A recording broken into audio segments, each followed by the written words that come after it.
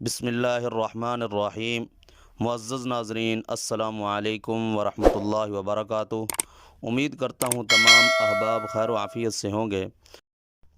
المومنین سلمہ رضی اللہ تعالی عنہ کہتی ہیں کہ مجھے رسول اللہ صلی اللہ علیہ وسلم نے سکھایا کہ میں مغرب کی اذان کے وقت کہوں: اللہم ان ھذا اقبال لیلک و ادبار نہارک واصوات دعاتک فاغفر لی۔